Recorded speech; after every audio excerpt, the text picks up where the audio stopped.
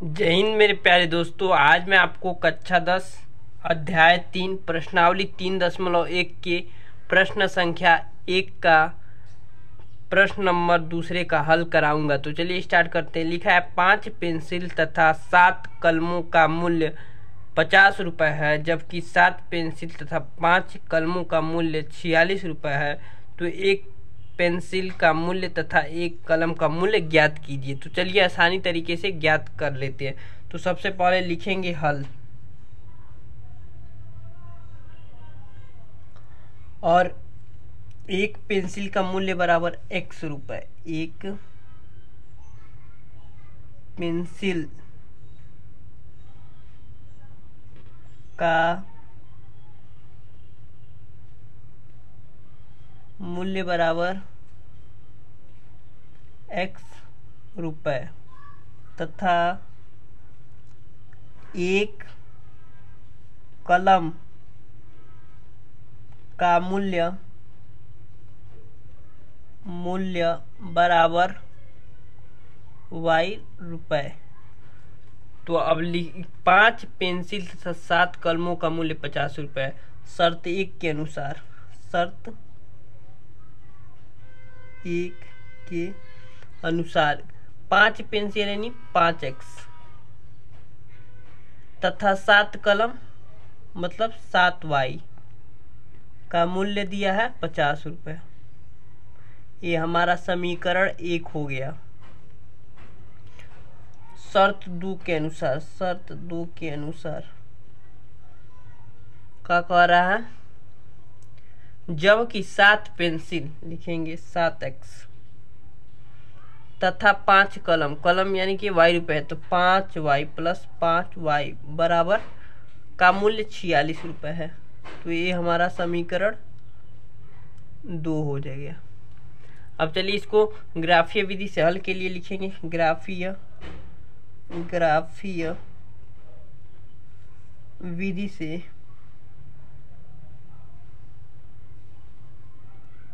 हल, ग्राफीय विधि से हल। तब लिखेंगे समीकरण 1 से, समीकरण 1 से दिया है 5x प्लस 7y बराबर 50। अब माना x बराबर 5 रखने पर, माना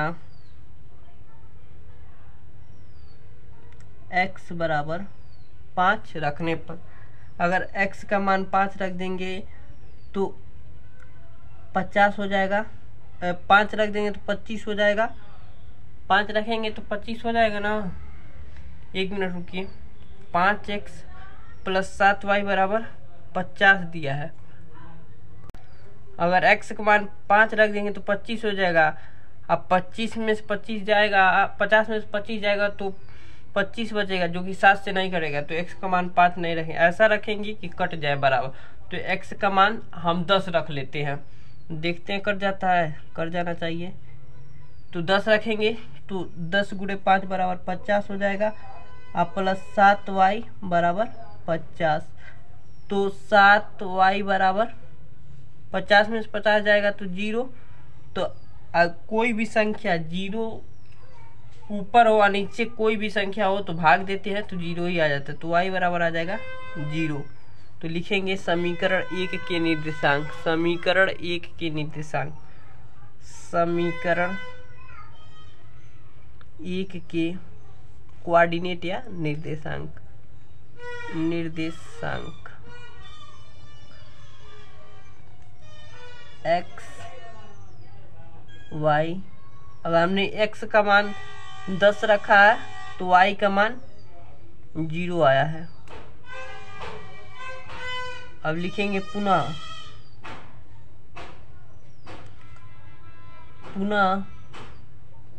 माना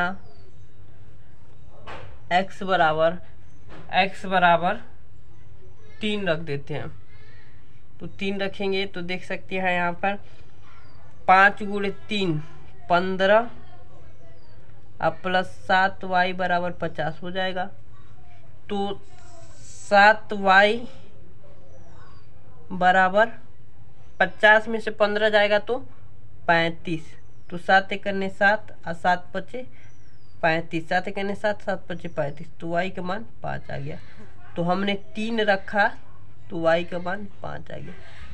ये समीकरण 1 के निर्देशांक बहुत आसानी तरीके से हमने ज्ञात कर लिया। अब लिखेंगे समीकरण 2 से, समीकरण 2 से, समीकरण 2 से। तो समीकरण 2 क्या है, 7x प्लस 5y बराबर 46। अब माना x बराबर क्या रखे यहाँ, x बराबर अगर यहाँ 8 रख देते हैं तो देखते हैं 8 गुणे 7 बराबर 56 अब प्लस 5y बराबर 46।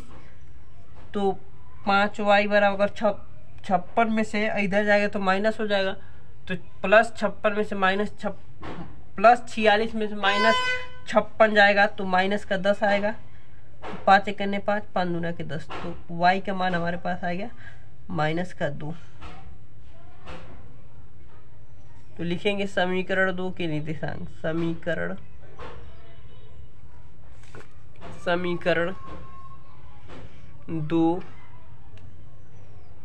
के निर्देशांक x y, x का मान हमने 8 लिया तो y का मान -2 आया। अब देखते हैं, पुनः माना x बराबर 3 मान लेते हैं। तो 3 मानेंगे तो यहाँ पर हो जाएगा 7 तरीके 21 प्लस 5y बराबर 46। 5y बराबर 46 में से 21 जाएगा, प्लस इधर जाएगा तो माइनस, तो 25 बचेगा 25, तो y का मान आ जाएगा 5। तो 5 आ गया। तो यहाँ अगर हमने x का मान 3 रखा तो यहाँ 5 आ गया।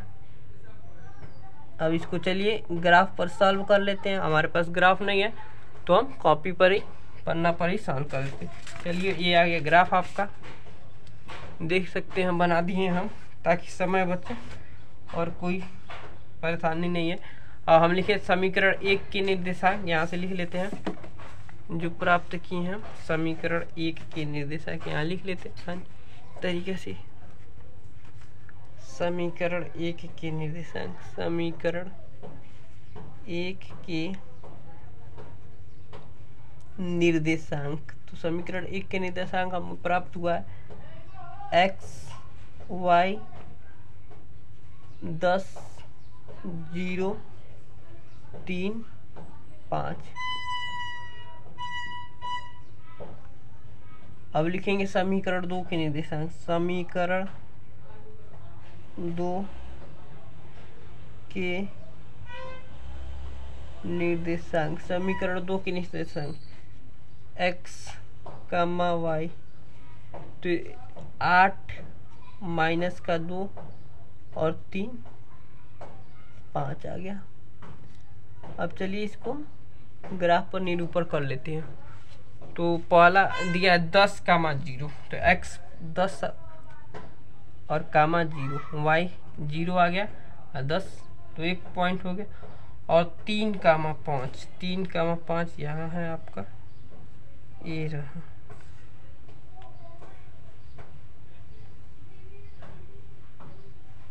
तीन कामा 5, अब इसको मिला देते हैं।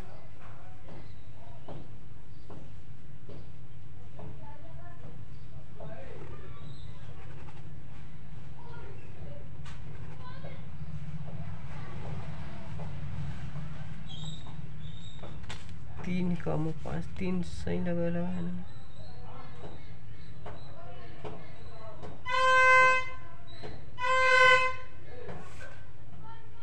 तीन कामा 5 हो गया, देख सकते हैं आप। अब दूसरा 8 x पर 8 जाए और -2, यानी कि -2 के यहाँ आएंगे, ये यहाँ कहीं ये रहा, एक ये बिंदु हो गया। और 3 कामा 5, 3 कामा तो ये 5 सही है, 3 कामा 5, 0 कामा क्या है, 0 कामा 10 है कि 10 कामा 0, 10 कामा 0। और यहाँ 1 2 हो गया, और ये क्या था आपका 8 कामा -2। अब इसको मिला देते हैं।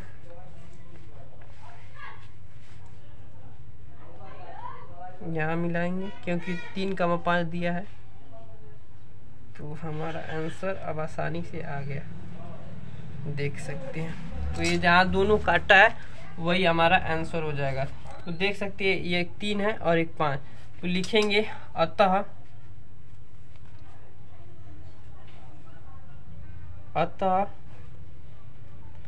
x बराबर 3 और y बराबर 5। हमने क्या माना था, x एक पेंसिल का मूल्य, अतः पेंसिल का मूल्य बराबर, अतः पेंसिल का मूल्य बराबर 3 रुपये तथा एक कलम का मूल्य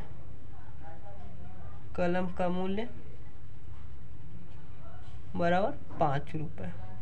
एक पेंसिल का मूल्य 3 रुपये हो गया और एक कलम का मूल्य 5 रुपये हो गया। तो आप देख सकते हैं बहुत आसानी तरह से हमने हल कर दिया, और यह देख सकते हैं आप नोट्स बना सकते हैं चाहे तो, काफ़ी अच्छी तरह से हमने बता दिया आपको। अब मिलते हैं प्रश्न संख्या दूसरे के साथ, प्रश्नावली 3.2 के प्रश्न संख्या दूसरे के साथ। मुझे आशा है कि आपको समझ में आया होगा।